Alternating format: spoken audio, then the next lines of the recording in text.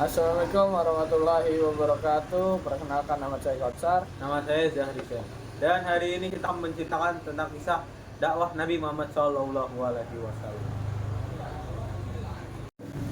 Tahun pertama kenabian atau pada tahun 610 Masehi. Pada tahun ini adalah tahun pertama di mana Nabi diangkat menjadi Rasul dengan diturunkannya surat Al-Alaq ayat 1 sampai 5 yang diturunkan oleh Jibril di Gua Hira.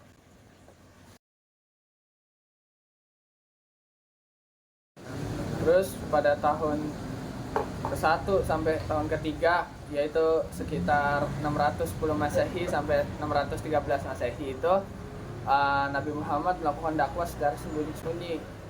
Nah, awalnya itu cuman ada Ali, Zaid bin Harithah, Khadijah, dan sahabat-sahabat lainnya yang dilakukan di rumah Arqam bin Abi Arqam. Tahun 4 kenabian. Pada tahun itu, Nabi Muhammad SAW menyeru kepada kaum Quraisy untuk menyembah Allah Subhanahu wa Ta'ala di Bukit Safa. Karena suruhan Rasul itu, kaum Quraisy mulai memboikot Nabi Muhammad SAW.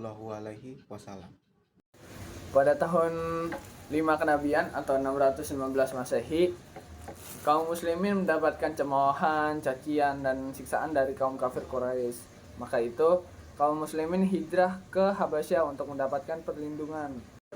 Tahun 7 sampai 9 kenabian atau 617 sampai 609 Masehi, Nabi Muhammad dan Bani Hashim telah terkena pemboikotan oleh Bani Quraisy sehingga mereka harus diasingkan ke Sib Abi Thalib.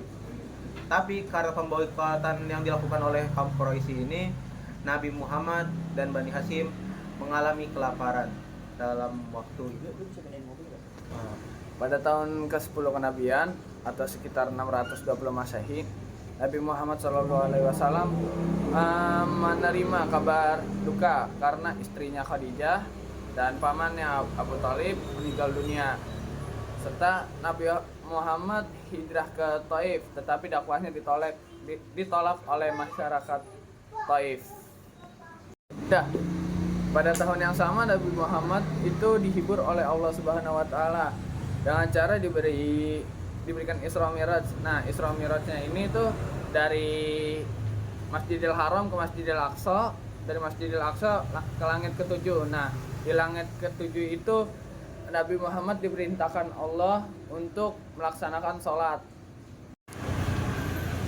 Pada tahun 12 sampai 13 kenabian terjadilah Bait Aqabah 1, yaitu para penduduk Madinah atau Yastrib berjanji untuk mendukung dakwah Nabi Muhammad SAW. Lalu pada tahun 13 sampai 14 kenabian terjadilah Baiat 2, yaitu persiapan hijrah. Nabi Muhammad menyuruh sahabat untuk berhijrah ke Madinah. Pada tahun 14 kenabian atau pada tahun 623 Masehi, Nabi Muhammad SAW bersama Abu Bakar As-Siddiq hijrah ke Madinah. Pada tahun itulah berakhirnya periode Makkah dan awal mula terjadinya periode Madinah. Sekian pembahasan materi perjalanan dakwah Nabi. Kurang lebihnya mohon maaf. Wassalamualaikum warahmatullahi wabarakatuh. Waalaikumsalam.